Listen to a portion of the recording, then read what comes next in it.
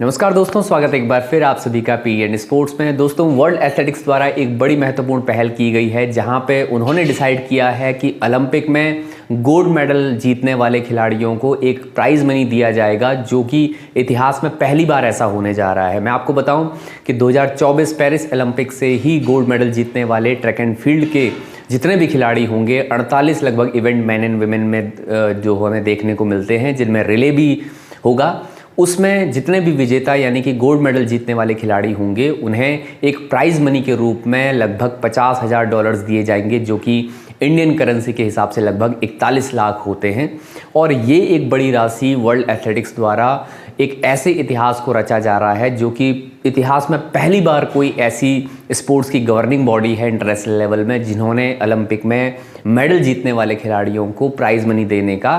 फैसला किया है। क्योंकि मैं आपको बताऊं दोस्तों कि जहां पे टेनिस और गोल्फ जैसे बहुत सारे ऐसे इवेंट्स हैं, और इसके अलावा भी ऐसे स्पोर्ट हैं जहां पे कि कुछ ऐसे खिलाड़ी होते हैं, प्रो खिलाड़ी जिन्हें हम कहते हैं बेसिकली, जो सिर्फ ओलंपिक में ही फ्री में खेलते हैं, यानी कि बिना किसी प्राइज़ मनी के खेलते हैं। उसके अलावा सारे ऐसे इवेंट्स उनके होते हैं पूरे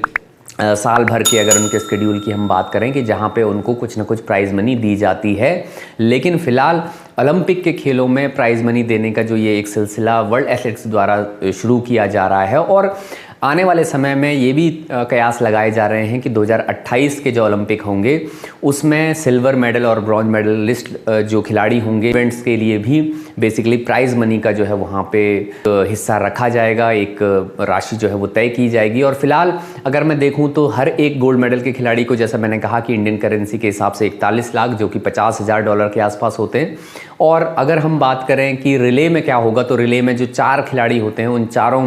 चारों मेंबर्स में बराबर उस पूरे हिस्से को जो है वो बांट के उस प्राइज़ मनी को दिया जाने वाला है। तो ये एक बड़ी जो ब्रेकिंग न्यूज़ बेसिकली हम कह सकते हैं कि पेरिस ओलंपिक होने से पहले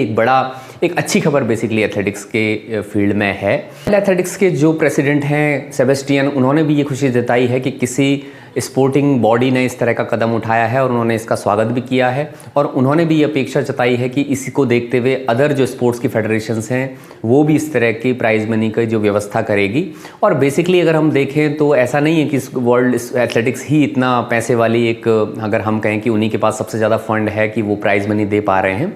क्योंकि ये एक जो प्राइज़ मनी की व्यवस्था है बेसिकली वर्ल्ड एथलेटिक्स उसी के, जो कि ओलंपिक में जो भी पैसा जो है वो IOC जो कमाती है, उसी पैसे से कुछ शेयर जो है वो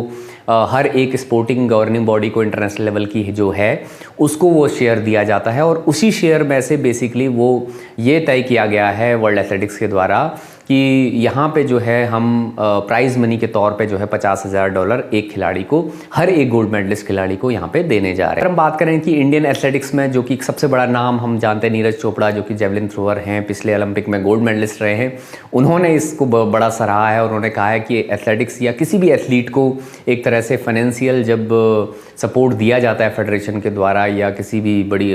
बॉडी के द्वारा, तो कहीं ना कहीं ये अपने आप में एक अच्छी चीज़ होती है, जहाँ पे क्योंकि कई ऐसे खेल हैं जहाँ पे बहुत ज़्यादा पैसा जो है उनकी नेशनल जो नेशंस हैं या कंट्रीज़ हैं वो नहीं दे पाते। क्योंकि अब तक इतिहास में सिर्फ ऐसा ही होता था कि जो भी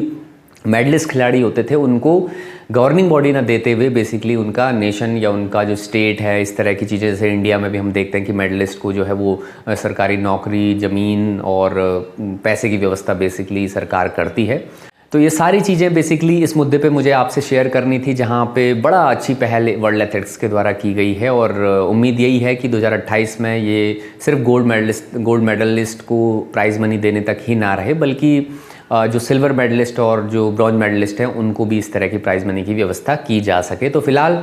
यही इन्फॉर्मेशन मुझे आपसे शेयर करनी थी। और किसी भी तरह की आपके डिमांड्स अगर होती हैं और स्पोर्ट्स अपडेट से रिलेटेड चीज़ें अगर और आपको जाननी है तो आप इंस्टाग्राम चैनल को भी हमारे फॉलो कर सकते हैं, लिंक आपको डिस्क्रिप्शन बॉक्स में मिल जाएगा। तो फिलहाल इस वीडियो में इतना ही, आगे भी आप इसी तरह से हमारे साथ जुड़े रहिए, यही आपसे आशा है। फिलहाल के लिए बस इतना ही, बहुत बहुत धन्यवाद।